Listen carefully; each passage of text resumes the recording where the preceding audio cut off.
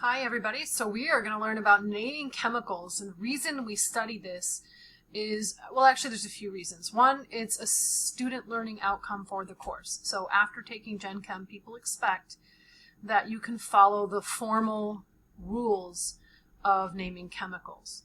But the reason that it's an SLO is because this is an important skill to have.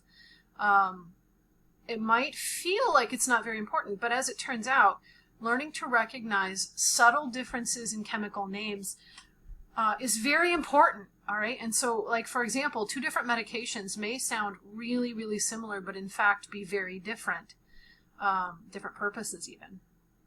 So, and also, you can save yourself a bunch of money if you know chemical names, all right? So being able to tell which medications are identical and which ones are not may let you use a generic. Also, lots of things are sold that are quite expensive and really are very simple chemicals. For example, phosphoric acid is marketed to remove calcium, lime, and rust. And it's actually a pretty cheap acid to buy, but when you go buy it in a store with the name brand stuff attached to it, it's really expensive. Okay, but you have to know the difference between phosphoric acid and, say, acetic acid. One of them you can eat.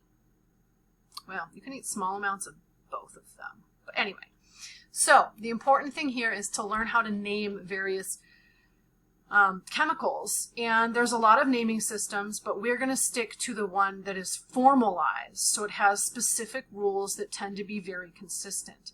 That doesn't mean it's going to cover every chemical name in the world. That is a lifetime of studying. Okay, so we're going to jump into the Chapter 2 notes. So first, a very fast review of what we talked about in lecture last week. You should be able to recognize which parts of the periodic table are different colors. So for example, the sort of pale yellow color are all metals. So basically everything under the staircase, except for what's touching it, aluminum being an exception there, are metals. You should recognize the metalloids. There's only, what, 6 of them. So you should know boron, silicon. You don't need to know the names of germanium or As or Sb or Te, but you should at least know that they're metalloids. Metalloids don't bond often, but when they do, they're interesting. All right, and then we have nonmetals, right? And so we spoke about the idea that when two metal things bond together, we call it a metal-metal bond. And when a metal and a nonmetal, so something from the yellow and something from the green, when they bond, they form an ionic compound. And when things only within the green area are connected to each other, we call that a covalent compound. Okay, so that's the first thing. You got to understand those 3 kinds of bonds, because the way we name stuff is based on the kind of bonding it has. So, when we say covalent compound, I said in lecture that a synonym of that is a molecule. Not all molecules have to be covalent, but all covalent things are molecules. So it's a little confusing, but that's how it works. We define it as something that has 2 or more atoms connected to each other. As it turns out, some of those are elements. So you can have 2 of the same atom connected to each other, and that is an element. Lots of very familiar nonmetals exist in nature that way because they're not stable as just one atom by itself. So, so there's 7 of them. And you can remember the diatomic, we call them diatomic. Di means 2, right? So 2 atoms. So 2 atom elements. You can remember those 7 elements in one of 2 ways, or maybe both ways, whatever works for you.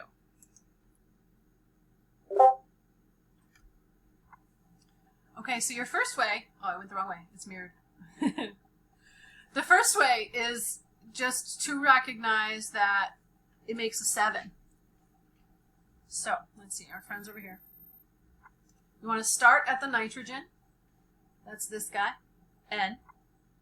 If you don't know that yet, make some flashcards. You should know the first 30 elements and a few others. Check your Chapter 2 notes.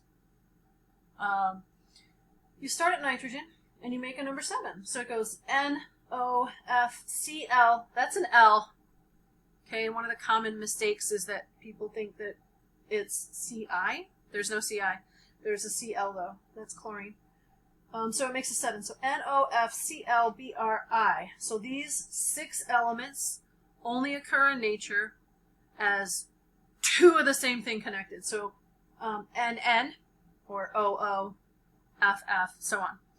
The other one, your 7th atom, your 7th diatomic element, is over here. It's hydrogen.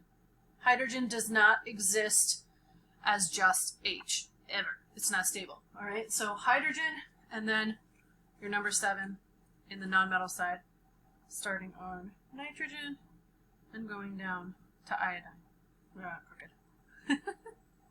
Okay, so that's one way to remember them. When we say oxygen, we mean O2. That's why it's important. Okay, so I'm never gonna, I probably won't call it O2, right? You could, it's not wrong. We would call it oxygen because that's its name. Okay, so those are elements because they're made out of the same atoms connected to each other, but they're diatomic. Okay, so it's called a molecule as well. So the other way to remember your diatomic elements is a nice little rhyme. And this one actually gives you some important extra information. And so, have no fear of ice cold beer, right? That's easy to remember. And so here's how it works. You're going to have stands for H, right? So, there we go. H2, that's hydrogen. Hydrogen exists as H2, so have is H. No starts with an N, so that's N2. Fear is F2. Of is oxygen, so O2. I is iodine, ice. And cold, people mess this one up a lot. So I already told you that people think the L in chlorine is an I, but also they frequently see the C and think carbon, and it's not. Carbon is not diatomic. This is for chlorine. So it's Cl2. So just like pretend like this isn't here, and you get there. And you get the Cl, okay? So chlorine is diatomic. And finally, beer. People mess this one up because that's an element. It's beryllium, but beryllium is not on our diatomic list, so you kind of just have to ignore the R's or the E's rather, and realize that it's bromine, Br2. So those are our diatomic elements, okay? And you have to know them. So when someone says you have bromine, you know it's Br2, not just Br, okay? Now, just to clarify, we have some vocab down here, okay? So we have 2 different words that describe some numbers that end up in our chemical equations quite a lot. All these numbers that I wrote down here are called subscripts. So like H2, that's a subscript. It tells you how many of that atom in particular are attached to each other.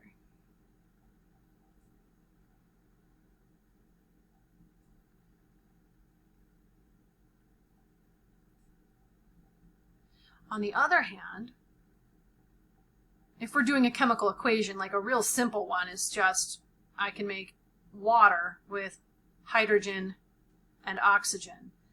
And so water's formula is H2O. And when you do that, in order to make sure there is the same number of each kind of atom at the beginning and the end, we have to have 2 waters because O2, there's 2 oxygen on the left, so we have to have 2 oxygen on the right, which means we end up with a total of 4 hydrogen atoms, so I'll have to put a 2 over here to make that mathematically sound. Okay?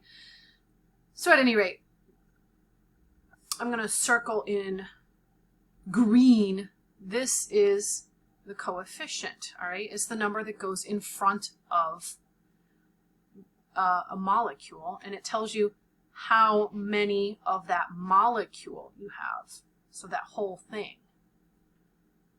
It's kind of like if you have 2x, that's a coefficient, right? So it means you have 2 of the x's. If you had 2x plus 1, it means you have 2 of that entire thing. So chemistry works the same way. Whatever comes right after the coefficient, you have 2 of that whole thing. All right, and so those are important vocab words to know. We also have different ways of representing chemical formulas, right? So I just gave you a couple chemical formulas, like for water, and H2 and O2. Those are chemical formulas. And the other kind of, so we would kind of call that a molecular formula, like H2, O2. Sugar, like table sugar, it's called sucrose.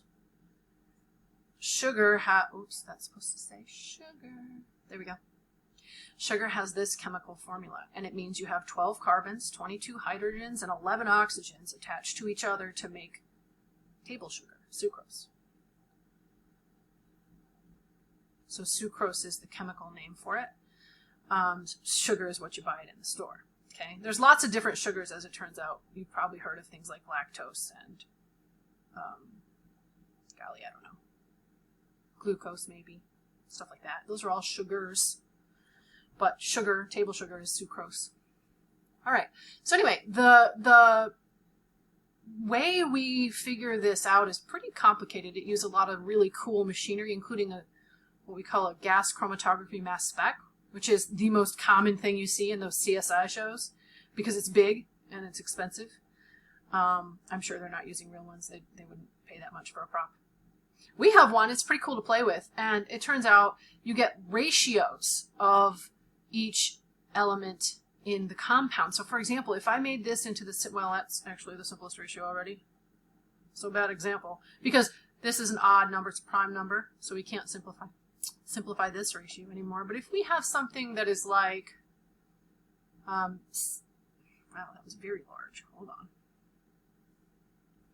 My subscript should not be that big. All right, so if we have something like C6H14, right? This would be called hexane. We're not going to name organic things, which are the carbon-containing things, but that's what it is. I'm not going to test you on naming that kind of thing. It's not assigned. Anyway, so C6H18, this is a molecular formula. If I was doing the GCMS test to see what this compound is made of, it would separate it into a ratio of carbons and hydrogens. And so like we can simplify C6 because they're both divisible by 2, right? So C3H7 would be your empirical formula. It tells you relative amounts.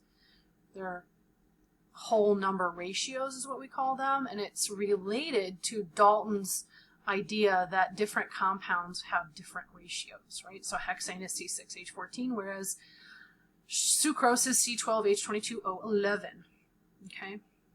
You can also draw structures. So like if I was going to draw hexane, it would be a carbon chain. That's 4, 5, 6.